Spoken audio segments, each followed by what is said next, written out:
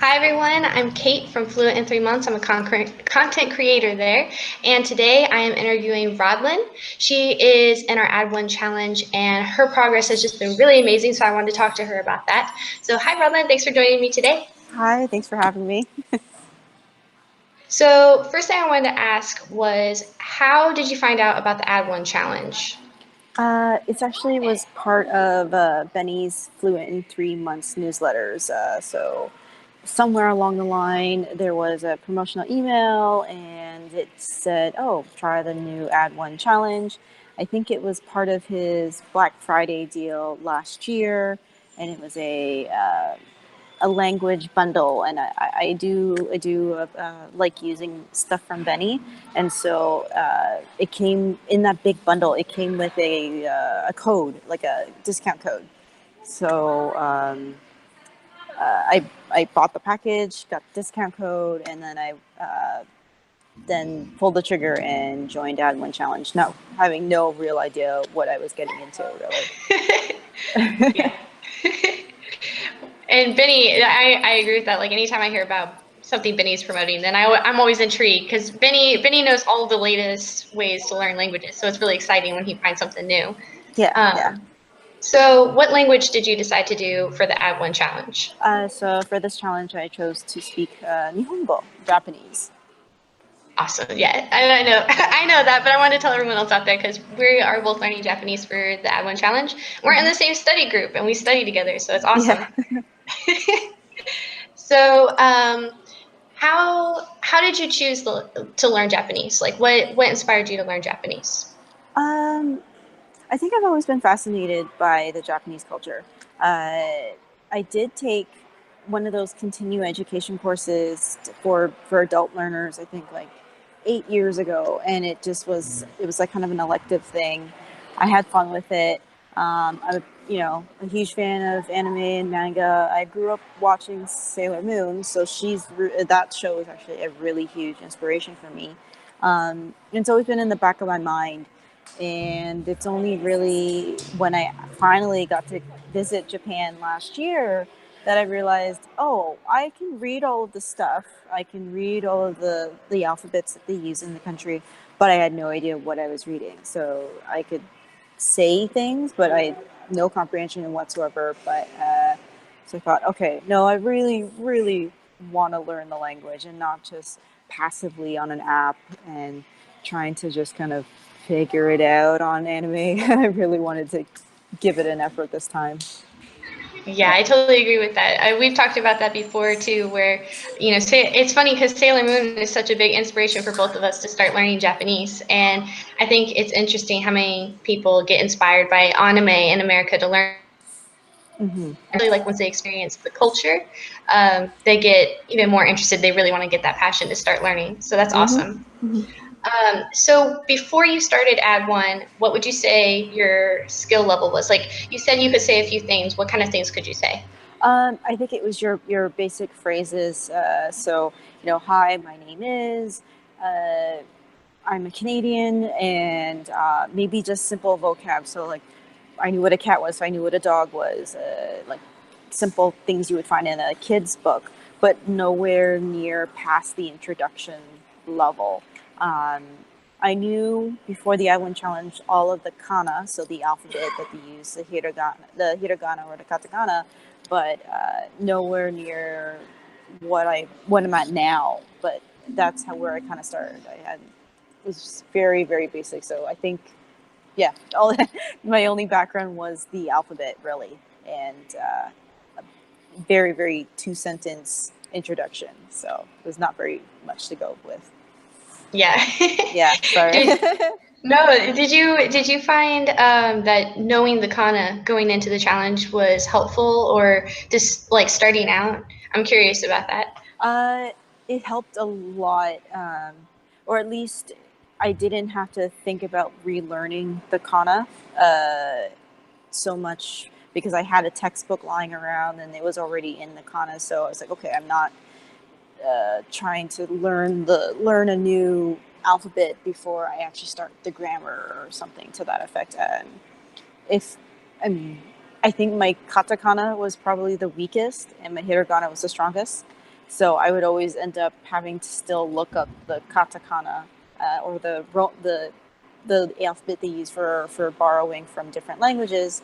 And so I was still kind of relearning it, but it does help a lot because then for me, I'm not reading if it's in Romanji where it's using Romanized letters, I'm not reading it in an English accent. I'm sort of forcing my brain to read it as I hear it by a native speaker, and then I'm not tricking myself into butchering the language through pronunciation. So I can see the alphabet, the kana, and then I know natively what it sounds like. So it's better for me, I found. Yeah, I definitely agree with that, and I think that's an awesome point. Is that knowing the kana helps not butcher the language. You definitely get to hear it more accurately that way. Mm-hmm. So going into the Add1Challenge, what was your minimum commitment that you agreed to? Like, what did you commit to study for the whole length of the Add1Challenge? Oh, so in the application video, which was like terrifying to do, I ended up choosing the very bare minimum, 30 minutes for 4 days a week.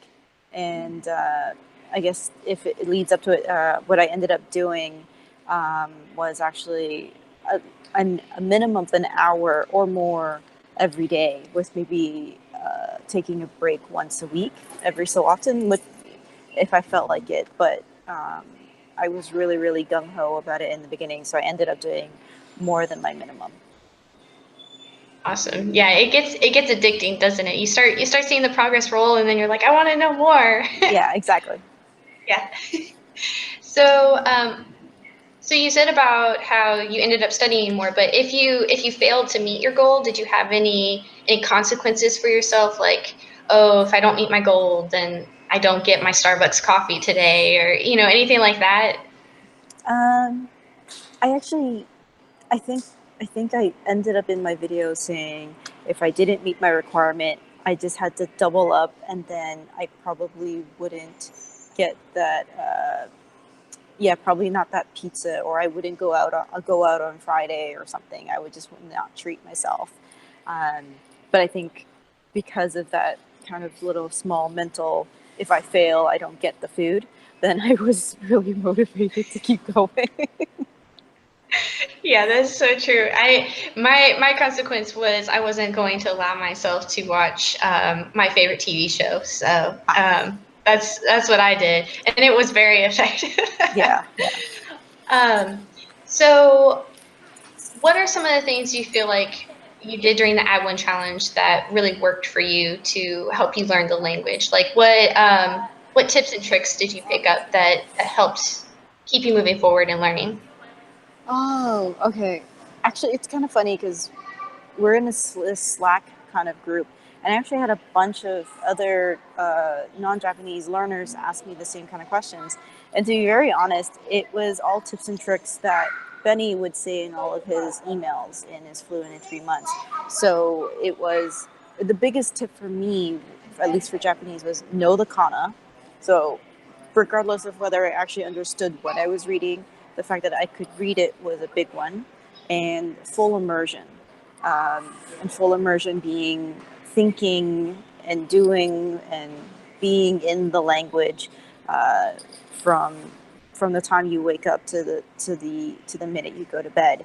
And it sounds kind of daunting when you think about it, but it's the little things, like taking up every single bit of time that you have during your day, to just, even if it's passive versus active studying, I think made the most effectiveness. So such as waiting for the elevator at work, or running up the stairs, or waiting in line for that reward coffee. I would be on my phone with a smart app, either with at the time either Duolingo or Lingodeer or some flashcard app, and just going through vocab, or listening to listening in my target language, whether it be news, podcasts, music. Um, at the very beginning, I'm not understanding anything. But it helped reinforce the sounds and how native people speak, and kind of get into the ebb and the flow of the language. And for me, a personal goal, a personal achievement, was that I actually understood some of, at least the weather forecast of the news. And so that was a huge achievement, where I'm just like, I just hear sounds, and now they're actually starting to kind of meld into me. And especially if I'm at my lunch break, I could be passively learning by watching an anime or a Japanese drama, and it's the little things that just keep building up, and because you're pushing yourself and you're fully immersing yourself in the language, that you end up kind of absorbing it. There's actually a post or a blog that Benny did about how to fully immerse yourself in a language, and I use that kind of timeline to run my day. Awesome. Yeah, that sounds great. And I totally agree. Like, Benny writes about that a lot, the immersion tactic. And when you really immerse yourself, it makes a huge difference on the amount of time that you're putting in, even if it's 5 minutes here and 5 minutes there. Mm-hmm. So awesome. Those are great tips. Mm-hmm. So what were your feelings after day 30? Because we're at day 74 right now. We have 16 days left of the challenge. So yeah, it's crazy. We're almost done. Mm-hmm. So when you hit day 30, Mm-hmm. what were your feelings? Like, how far did you feel that you had come, or were you really nervous about doing your day 30 video? What were you feeling? So with respect to nervousness, I was still a bit nervous, but because we kept posting like our just on Slack, we were posting little updates of like, hey, and cheering each other on. There was no, I wasn't nervous about who was going to see the video, because I kind of already knew who was going into it. With respect to my progress, I really didn't know how to judge it yet. I mean, I thought I still thought I was in the introduction stage, and that yes, I can make a sentence, but to make more than one sentence fluidly was where I thought I was kind of lacking. And I was still nervous enough that I didn't want to do a full video just at me the whole time. And then I don't know how it came about, but I thought, hey, I'll do a vlog kind of thing where it's like small cuts of me saying one sentence at a time, and then I would string the whole thing together, and it would be my day 30, and it would be forcing myself to go out into the city I live in and say a sentence or two of where I'm at. And luckily, my husband was the videographer, and so he was my moral support, even though I was in public in Toronto, one of the biggest cities of Canada, just yapping away. And it ended up being a really good video, and it was interesting for me to do it. So I wasn't just sitting at home, just kind of staring at the screen. I actually talked about things I wanted to talk about and help think in my target language. So that was, yeah, long story short. Yeah, I watched that video and I was like, wow, that is the coolest idea, because you just went and you had commented in your intro to your description of the video that, oh, I did cuts and I did it vlog style, so I didn't speak fluidly, but and I remember watching it. I remember thinking about how awesome it was, because you went, like you said, you went around and you talked about things that you wanted to talk about, and your progress was just so amazing. It was such a cool video and idea. And one thing that was really cool too is you actually included Japanese culture in your Japanese language video, because you went to the cherry blossom viewing in Toronto, didn't you? Yeah, it was actually very fortunate that the day 30 coincided during the cherry blossoms in our city. Because we historically, now I'm kind of realizing, so there are like two major parks in Toronto where there are lots of cherry blossoms. There's one in High Park that was actually where the cherry blossoms were actually donated by the Japanese government.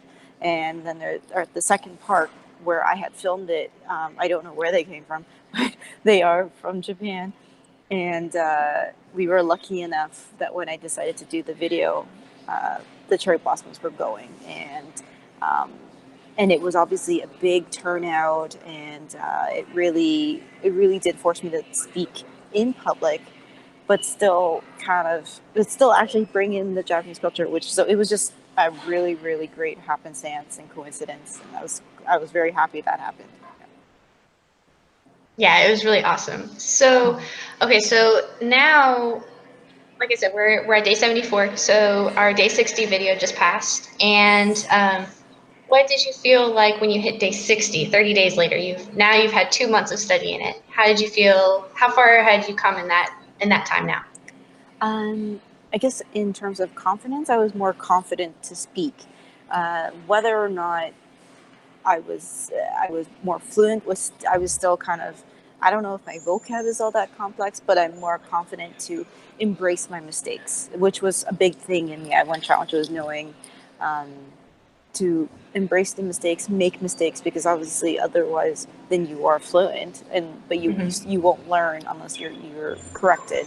And going into day 60, I knew I'm just gonna try. I'm gonna do the vlog approach again because I can't really, I wasn't ready yet, or I didn't feel confident enough to just kind of think off the top of my head. But if I could look at something, um, I found it was a better visual cue to kind of think of the vocab and make up a sentence. And so this time I stayed at home and I filmed stuff around my place. And again, it's the same idea of grabbing this time I talked about my hobbies and my home. So I think this time around I was more confident in speaking, even if it wasn't exactly correct. I didn't proofread anything. I had a little script to kind of give me cue cards. Uh, and yeah, it was just, I was looking forward to it because it was a little more better, I felt. But, even though, but I still thought that the complexity was probably just the same as my day 30. So I thought I was phoning it in. Yeah. Yeah, I think that's a little bit common at day 60 because I talked to a couple people in the group and it feels like when you hit day 60 you've learned so much and you want to say it all in your video but you don't quite remember it all yet and you're still consolidating it, so then it feels like you're not as far as you are. Did you feel that way too? Exactly. Yeah. So I was writing things and I'm like, oh, I already wrote about this, but I'm writing it a different way. And, but it's like, well, now I guess the difference that I'm seeing between the day 30 and day 60 is that I'm just thinking of it faster, even though it's the same vocab and the same, I guess, level of complexity in terms of the style, but I'm getting faster at it. So that was the improvement I noted. Yeah. Which is a huge improvement. That's always what you want. You don't want to have to be like, Yeah, exactly. nanka, like over and over Yeah. and over again. Yeah, Yeah. exactly. So, what has been your favorite thing about the Add1Challenge? Uh, it's been the accountability and like having that schedule. Uh, yes, we were self-studying, and so you had to keep yourself motivated and keep yourself to that schedule. But the fact that there was a schedule I could refer to and then break it down to how I felt was easiest for me to understand was the best part. Um, while I enjoy a classroom setting, um, the timelines, I get a little flustered when I'm given their timelines. At least with the Add1Challenge, it was a 3 month deadline, but they said however you go about it is completely up to you, and that was just enough flexibility for me to go into it without getting flustered as opposed to a classroom setting. So I still hit the books, I still studied like I would if I was in a classroom setting, but it was a little more freeing in that respect. So I did like the flexibility of the time, even though there was a deadline for each thing. That's awesome. Yeah, I agree with that totally. That's how I feel taking it too. So we haven't done the day 90 video yet, but it's coming up. So Yeah. have you prepared for it at all? Do you know what you're going to do? Have you prepared your language partner? How are you feeling going into day 90 in Um, 15 days? I think I'm okay. I never realized that the goal was 15 minutes. And from day one, I took one of the tips and I went out and I looked for language speaking partners to do, just to help speaking from day one. And I actually have two partners, and I also attend a public meetup every week. And I didn't realize that I had ended up talking the first week for more than 15 minutes. I may not have understood it, but because I kept going every week, I'm already speaking past the goal. Like, so theoretically, if I were to do the day 90, I could do an hour speaking. It's not like, like, completely native, but it's an hour of me speaking Japanese back and forth with someone, even if there is a pause here and there, or I'm looking up something in a dictionary or asking a question, but I'm still speaking Japanese. Whereas I thought the 15-minute goal was to just go back and forth, not look at textbooks, not look it up in a dictionary, just off the cuff. But since 15 minutes is regardless of how you're spending it, I've already gone beyond that, and I'm happy that I could actually do that. And I hope that the day 90, what I'm going to do is have my speaking partner, and we're just going to talk. And I'll just keep recording until we switch to English, and then I'll turn it off. So there's no real preparation, except hopefully my language partner's keen on joining me with it. That's awesome. Yeah, just kind of testing your skill there to see how you can just flow a whole conversation for the day 90 video. But like you said, you already have experience doing that, so it's not as intimidating for you. No, it's not. No. Yeah. Yeah, and that's awesome that you already feel confident enough from this challenge to just talk like that for an hour in these meetups and to be able to get by, even if there are those pauses. I mean, that's the goal. That's really exciting. So I'm really excited for you. Yeah, I'm really excited. I didn't realize that the pauses and whenever you're looking up in a language counted as part of the video, and I don't feel as bad, having those pauses. But I know that my pauses are shorter, and I may say, eto, ano, nanika. But the fact that you're still in Japanese or your target language is really does make the difference. So. Awesome. Well, thank you so much for joining me today, Rodylyn, and for chatting with me about Add1. It was really awesome, and I've enjoyed studying with you during this challenge. So thanks for letting me interview. No, thank you. Thank you for having me. So take care, everyone. All right. Bye, guys. Thanks for joining us, and make sure to check out Add1Challenge.com. The new challenge will be starting soon, so make sure to check it out. You don't want to miss it. All right. Bye. Mata ne. Bye.